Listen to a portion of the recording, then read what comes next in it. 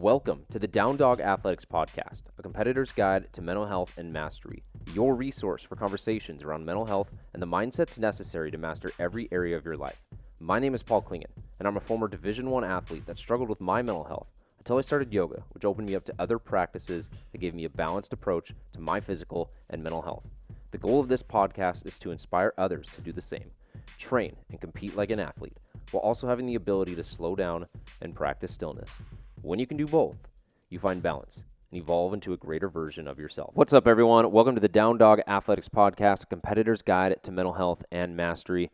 And this weekend, I put that mental mastery to the test and ran my first full marathon where I trained for it, sub 3 hours, finished 2:57:27, which is a 6:46 pace.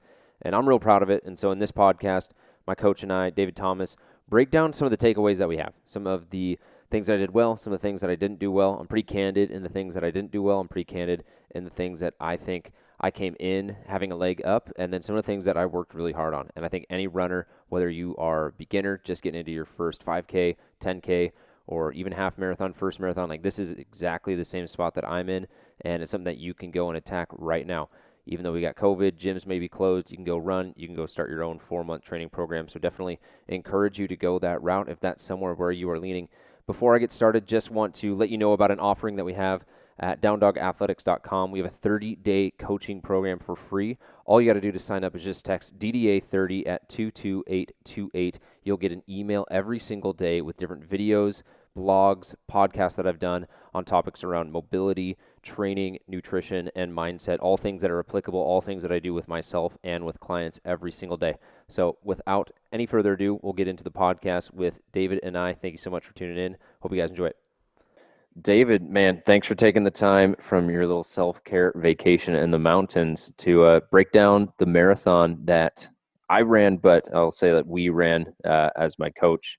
You definitely helped on the back end of it too, pacing a little bit on the line bike, which was a nice little addition, getting me some water. And, you know, we'll break down pros and cons and kind of the takeaways that I had and any takeaways that you have, you know, with people that you work with from a running capacity. But real quick, just share with the listeners what your background is in running, and then we'll go from there.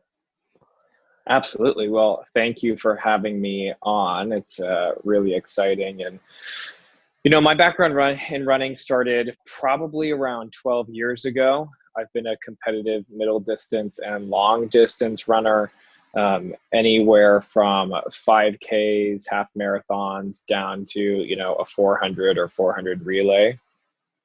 So I've had a deep love and appreciation for running as a sport, and as a way for, you know, mental fortitude and, you know, mental clarity, using it as a tool for that. So that's a little bit of my background. I've coached a couple other people besides you, but this was my first marathon coaching, which was, you know, pretty exciting.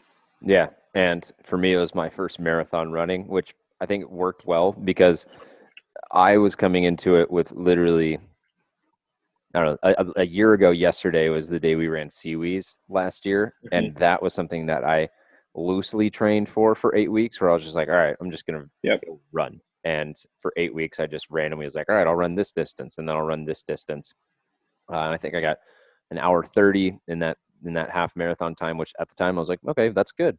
And really had no background in running other than just like working out, conditioning before that. And then after that, like I just kind of stopped. Like where I'm at now, I'm like, I want nothing to do with running. Never running again, even though I know I will come back to it. We're just a little bit burnt out. And so when I initially came to you, I was like, hey, I need help. 4 months from now, I want to run a marathon. And you gave me a program that I'll give myself a little credit for, and I think is the big thing that I wanted to do in this entire process is like get a program, stick to that program, not deviate, not think that I am special and that I can just skip days, because that's a big thing that I've been trying to work on really ever since high school, where I grew up a natural athlete. And so I could get away without working out, or I could get away with just putting in the bare minimum. And as you get older, as people get more talented, as challenges get harder, like you can't do that. And I was never going to just be able to wing this marathon, especially if the goal was 3 hours. So looking at like the program, 16-week program, and the thing that I did, I thought was kind of funny.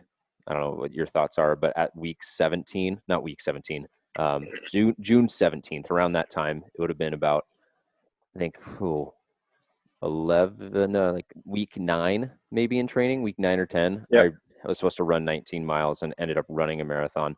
So I'll use that as kind of like the Yep. intro, as like, what were some of the pros and cons to um, kind of the training program, and like things that you saw me do well, and then things where you're like, hey, Paul, like this is an opportunity to be better. Like I saw a comment and the guy was like, hey, stop wearing basketball shorts on your run. Like when you mentioned that Hmm. in training, you're like, Paul, like you got to wear running shorts. It's going to make a big difference. So, or some of the things where you're like room for improvement, and also areas where it's like we did capitalize on things that helped, me hit that goal. Yeah, absolutely. I mean, I think one thing that I'll call out that I appreciated for you as, you know, uh, who I was coaching was your ability to set a goal and be willing to work hard to achieve it. And I think that that's a really big piece when you're training for a race that's not only physically tough, but mentally tough. 26.2 miles is not easy. And so you coming to me saying, hey, I want to do this. I am willing to put in the work. I don't have any experience running a marathon before. Like, can you help me do this? That's one of the hardest parts, in my opinion. Um, and really, save for except a couple circumstances or days, you pretty much stuck exactly to the program, which again is another difficult thing when your body is encountering all new stressors that you've never done before. So I'd say that was one thing you did really well. And then another thing that I appreciated was your willingness to give everything I said a shot, and having a thoughtful conversation about it. So if you remember when we were talking about pacing, what does an easy pace look like? Or what does a hard, more speed intensive running pace look like? And I gave you some metrics that I said, okay, you should be able to talk out loud and carry a conversation without a problem. Or, you know, give yourself, a couple phrases that you can say, but then you get tired. That might be more of a push pace. You really took that and pushed back on even times when I thought it might be a little bit too fast, because you knew your body well and you knew what felt good and okay. And that's where, like, I think a really strong coaching relationship comes in, is you're the athlete and you're experiencing it, and then you're letting me know where you're at so that I can modify or push you harder, or change a workout up a little bit more. And so that relationship that we built, and you being really in tune with your body to modify those paces that I gave you, was super super great, I think. um and then did you say one thing or some things for like a improvement or? Yeah, I mean, I even just like breaking it down on things where I could have done better, when what you were talking about with knowing my body and talking to you about like, hey, here's how I'm feeling. Here, how can we make adjustments? Is I know early on in the training there was a few days where I didn't do anything because I was I was Yeah. in Chelan and golfing, and I was like, hey, David, sorry, I'm not going to Yeah. get to this. I'm on a golf course and sunburnt and had a few IPAs, and so Yep. like I think that's a 1 week flub that I made, where you were able to go in and then and say like, okay, cool, we're not going to kind of talk about like how the adjustment that you made so that I wasn't jumping from running 20 miles in a week to 40 miles in a week, and maybe like that 5 to 10% increase in how you made that adjustment, Absolutely. because that was an area where I kind of threw you a curveball and you're like, great, now we're going to have to adjust this. Yeah. um I think I remember when you texted me that, and I just was like, all right, well, this is going to change things up. And I think you've got to have some grace with yourself when you're, you know trying something new, looking for a new goal, trying to complete this marathon. There's going to be times where you stray from the training, right? And on one part as a coach, I'm like, come on, you can, this is only a certain amount of time. But at the other, you've got to live your life and have you know, there's off days, there's bye weeks that you might not hit one of your benchmarks. And, you know, the way that I structure a lot of my training, even for myself and from a coaching perspective, is I never increase someone's mileage, let's say more than 5% each week. It puts a lot of stress on the body, and especially for someone like you who had not done distance running for, you know, a long time or didn't have a background in this. That was really important to me, that we maintain the integrity of that 5% increase week to week. So, you know, when you had that off week and we didn't hit that, you know, long run like we wanted, or, you know, the mileage just didn't add up, we had to restructure, because it's not worth it to make that jump and potentially impact your end goal. And you can always augment.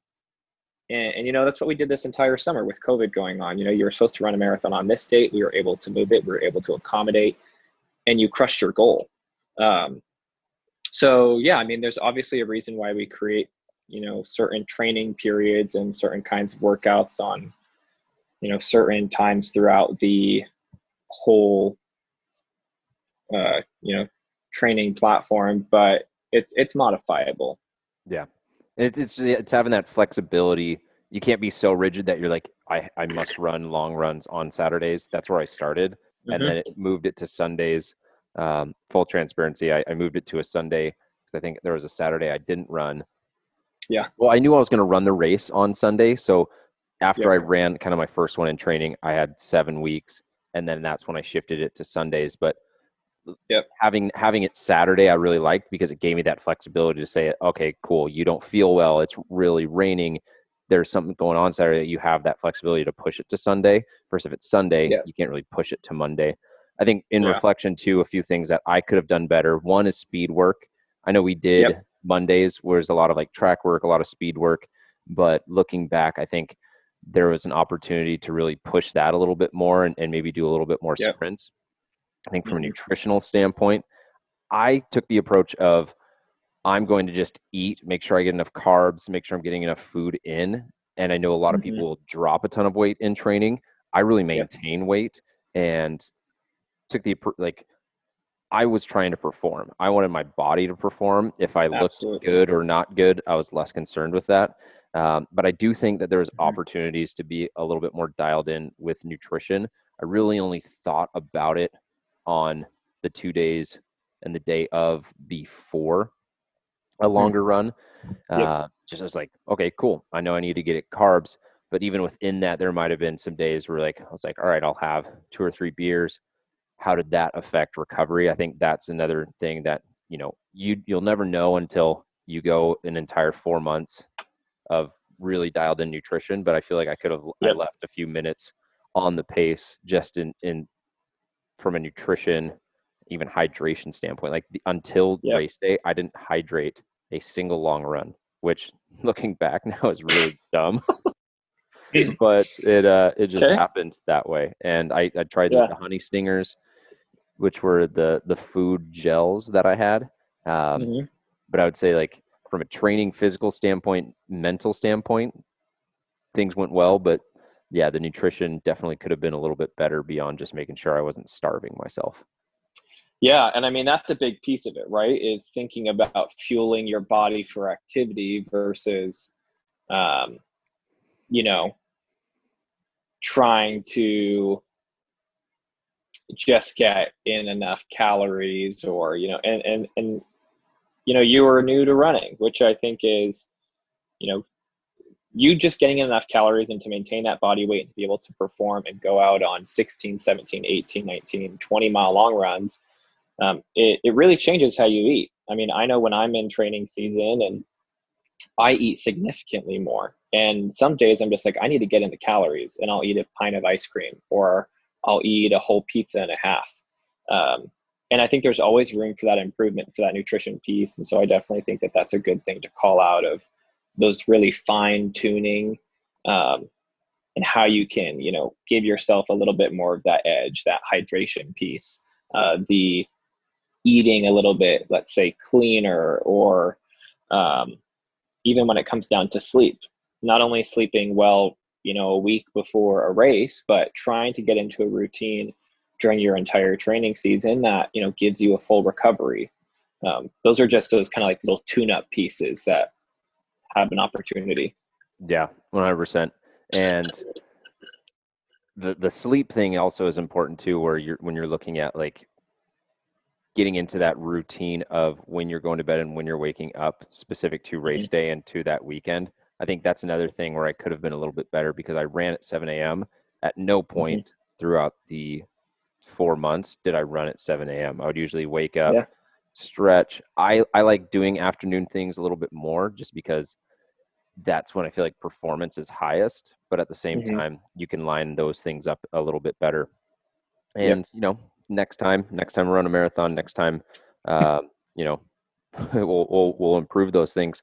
I think the next thing I want to go over is just some of the different thoughts and takeaways from the marathon and different like ways that people can think during their run or during their runs leading up to it, but also if someone is competing in a race, whether it's coming up uh, soon or in the future, like these are kind of takeaways that I had that really helped me.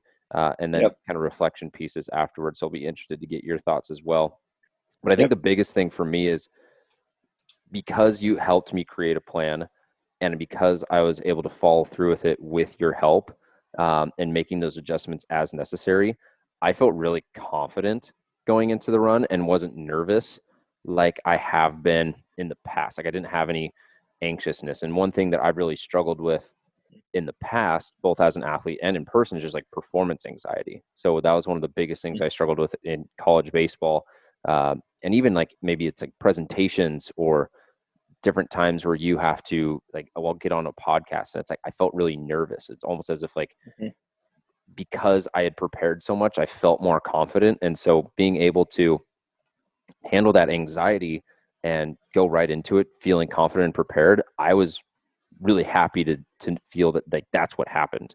And Yeah. that comes down to so many different things in life where the more prepared you can be, the less likely you are to be worried about like what's going to come. And that's another thing I feel like I did well in the training is I was able to run a marathon. I was able to hit paces and times that I wanted to hit. And so there's so many things that I feel like I've been here before. And so Mm-hmm. that anxiety and that stress really dissipated despite having kind of like a weird morning where I couldn't get my playlist to work and Yeah. kind of had to wing the playlist. Yeah, and I think that that's, you kind of hit it on the head, is you did the work to prepare for it, so you walked in feeling confident. So, when those little mishaps happen, like let's say your music isn't working, or you know your favorite your favorite pre-race snack, or your favorite competition t-shirt might be missing, or you can't find it. Those are little hiccups, and yes, they might you know rattle you for a second, but you being able to say like, okay, I've actually been here before, I've done the training, these are little momentary anxieties that are going to pass because I know that I can physically push my body to this point. um, and I think you said you felt that kind of peace and that confidence because of having run a marathon before. That's not everyone either. Like I know you and I had some discourse leading up to uh what's the longest distance you should run before a race like a marathon. And I usually train just like almost right up to that point of that distance, sometimes over. And really trusting you to be like, no, I feel good. This is what's going to help me, is to be able to have run that distance and have it in my body and know that I can move 26.2 miles and run 26.2 miles. And it showed on race day. You set a goal and you accomplished it. So I think that's a great reflection. Yeah. And I feel like there's a lot of different ways that I'll see people talk about it where it's like you want to go really slow and build that base and you want to be able to Mm-hmm. run for 3 hours or however long over the course and Yep. like run 8-minute miles. And then I also come from the approach of like I want to have as many things done at game speed as possible. So when I was doing my long runs, I was trying to do them at race pace because I wanted Mm-hmm. to have, oh, sorry, this LaCroix is coming right up. There we go. You guys will enjoy that. I wanted to know that when I got to 17, 19 miles that I could maintain the pace that I was going for. And that's kind of something for me is, again, like having less, the more variables that you have on race day, the more things you have to wonder, like, can I do this? What happens if this happens? And I want to remove as Yep. many of those as possible. So it just Absolutely. comes back to having a plan and feeling confident that you executed everything you could. The other thing, the next thing rather, the second reflection that I had was the first, and everyone has this, first 15 miles felt great. Then I go 15, 16, 17, 18, 19, feeling great. I was never stressed from a time standpoint. Because I set a goal to run 9 miles in under an hour, did that. Set a Yep. goal to run 18 miles in under 2 hours, did that. So I had built up kind of like a savings account in terms of time. So as I'm doing the math, you were on your bike, you're like, dude, you're looking at your phone all the time. That was one thing you called out after the run. I was looking at it like I was like checking tweets of a football game or something. And what I was, doing the math, and it's like, man, I can run 7:30s the rest of the way and be done. But that's where I noticed that I kind of had this mindset of like, oh, you've done all the hard work up to 70 or 80%. You can let your foot off the gas now. And I recognized that and really tried to challenge myself and say, like, no, you're not going to run 7:30s the rest of the way and just kind of like Yep. slug across the line, because this is what I'll do in life as well. I'll get a project, I'll be super motivated, crush the project. Maybe it's like I'm working on a website, or I'm working on an ebook, or I'm working on a podcast editing, and I'll get to that 70, 80%. And this is where so many people fall off, is they think like it's close enough. And this is something I struggle with, is like, I'm close enough, I'll just coast the rest of the way through. Where I had to really grab that thought and be like, hell no, like I want to Yep. finish this off as strong as I could. And I think I did that because mile 25 to 26, I'd been running 7 to 7:20s from mile 20 to 25. And then that last mile, I was able to come back in at like a 6:40, I think. And for me, that Yep. was a Yep. big mental hurdle, because I very easily could have been like, all right, 8-minute mile for that last mile. But And been fine. you're Yeah. right. I could have hit it from a time standpoint, but the thing that I love about sports is like you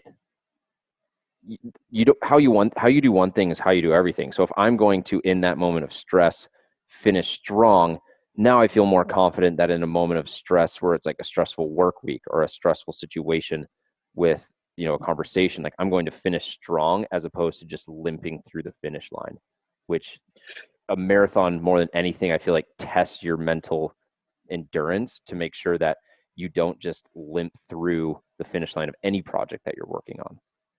Absolutely. And I think you kind of hit on something that I'm going to tie back to, keeping your form and practicing. And, on our days that we'd go down to the track, I would have a lot of coaching for you around, okay, keep your head up, look forward, relax your shoulders or open up your chest. And to me, even towards the end of your run, there were a couple times where I was like, hey, let's keep our head up. Like, let's look forward.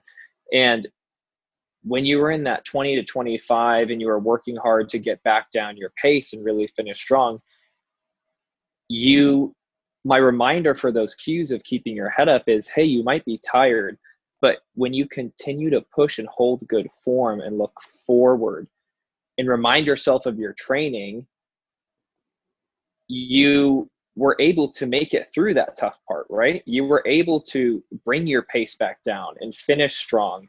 And I think that I think that's really important, is you could have slogged through the last couple miles and not challenged yourself, but you really, you remembered your form, you kept your head up, you listened to coaching, and you knew that you had more to give and that you could push through to the end. And so I think that's a great reminder, is these things that you're doing in sports or in running and in training, is it's not just for an activity or an exercise. You really can think about that and apply that to all facets of your life. I mean, one big thing that I tell myself all the time when I'm training or when I'm running is, how's the weather outside?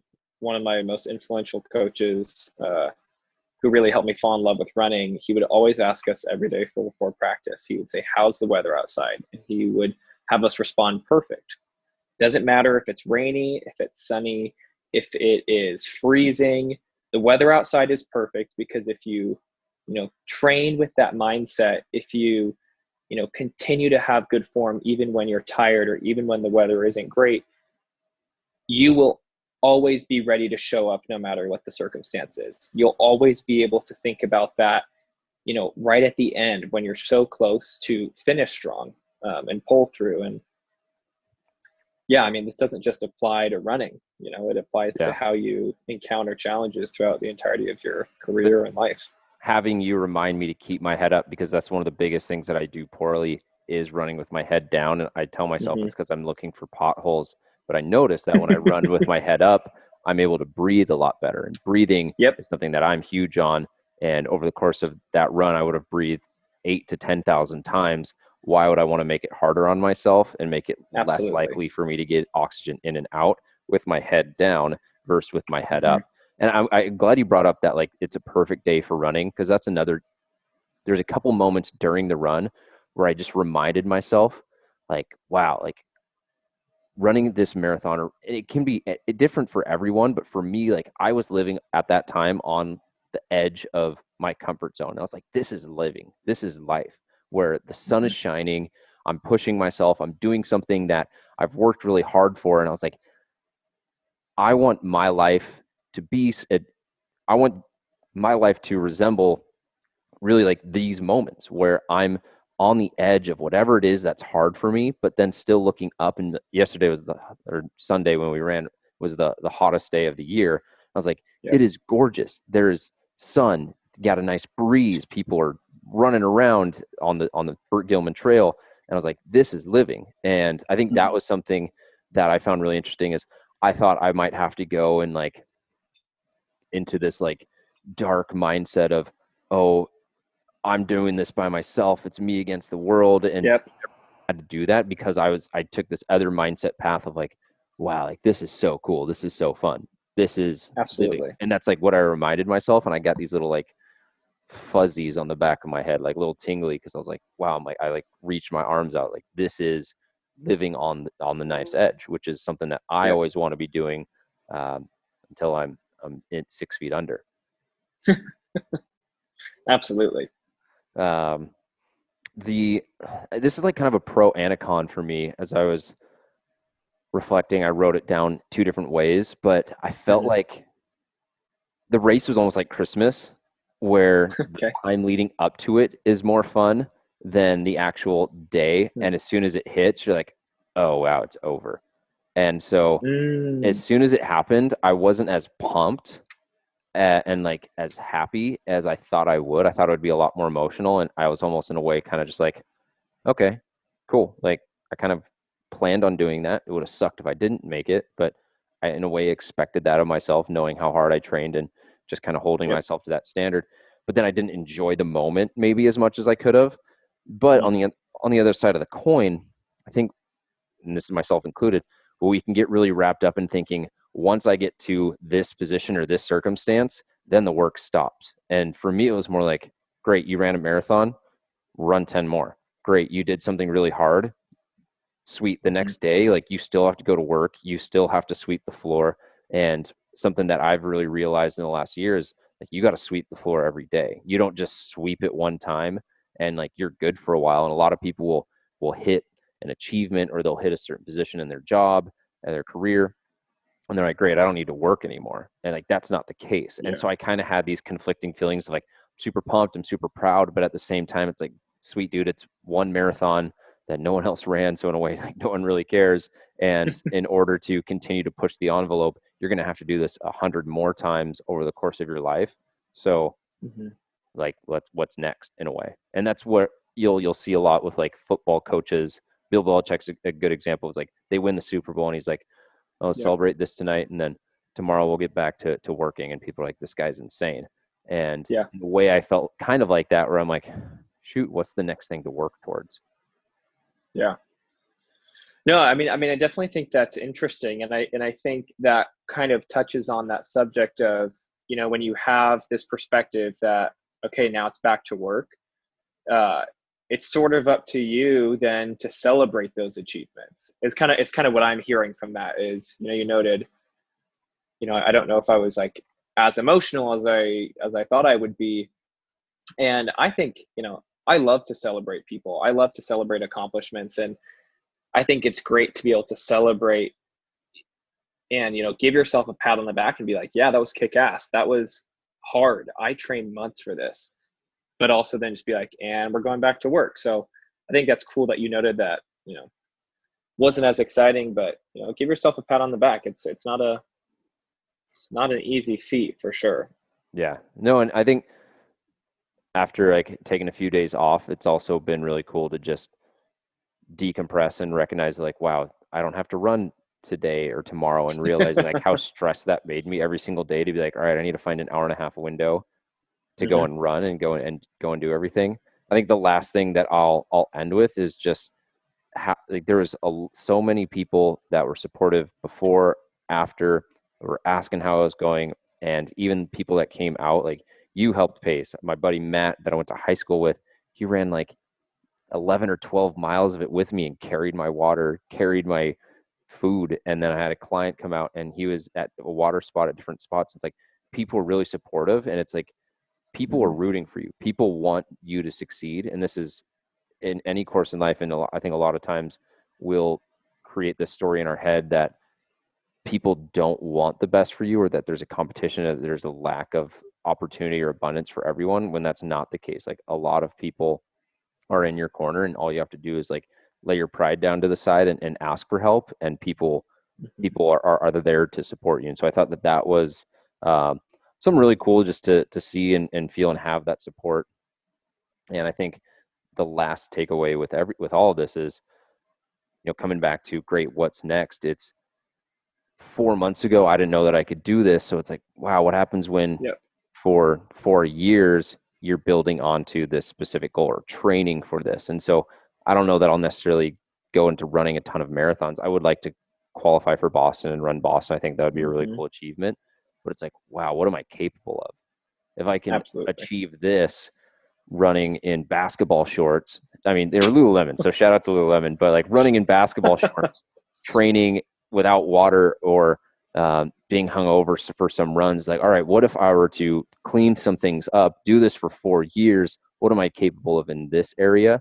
And I think that Yep. that's the cool thing looking forward is now I feel like mentally I've gotten more flexible to where like I'm not Hmm. fully doing the splits mentally, but I've gotten a little bit closer. And now I'm like, all right, well, keep going on this path, there's a lot of opportunity. I think that's the cool thing that I want people to also take away from this is like, as soon as you start to follow through with the things that you say you're going to do and build that confidence in yourself to where you say, I am going to set X goal, you do the work, you achieve X goal. Now you can get to a point where you're saying, I want to do something super far off in the future, or I have this big dream, but you have that confidence and belief in yourself that you'll get there because you've kept the promises to yourself. And in a way, that's kind of my formula for self-confidence is commitments made and commitments kept. When you divide those numbers, you want that to be as close to 100% as possible.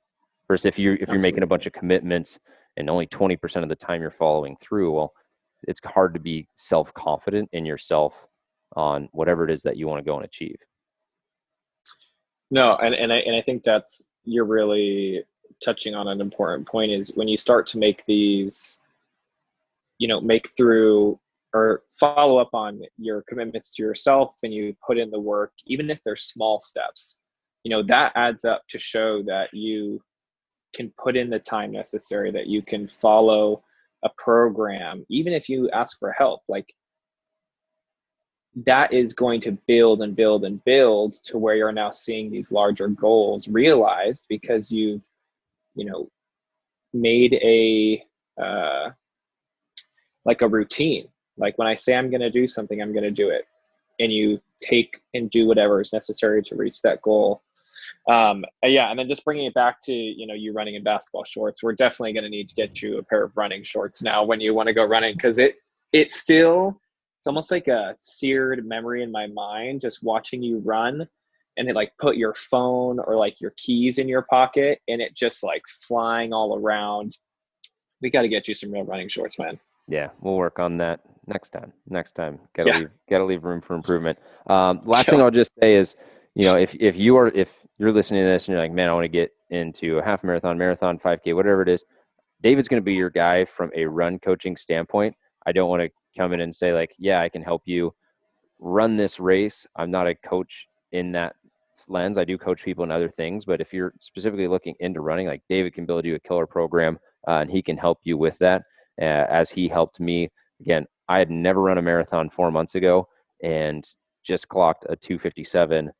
What was that? 6:46 miles, and big thanks, and in part to the way you set things up that pushed me, challenged me, and yeah, we'll leave it there, man. Any other thoughts? Any last thoughts? No, just, uh, how's the weather outside? Ask yourself when you're, walking into those new goals, those new runs, set yourself up for success and, get in that routine of putting yourself in a positive mindset. I think that that's a really big start for when you're trying to accomplish those things and those big goals. Yep. Well, I'll let you get back to your self-care time, which I'm a big fan of. Have an awesome rest of your week. And for those listening, thank you so much for tuning in to this kind of short recap. And we'll catch you guys next time on the Down Dog Athletics Podcast. Before I let you go, just want to say thank you so much for listening to the Down Dog Athletics Podcast. Appreciate you tuning in to mine and David's thoughts on something that I'm definitely really proud of. If you guys enjoyed the podcast, be sure to leave a 5-star rating and review. Tag David and I. Let us know that you're listening. And we have some awesome guests coming up in the next month, so be sure and tune in to the Down Dog Athletics Podcast. We'll catch you guys next time. Take care.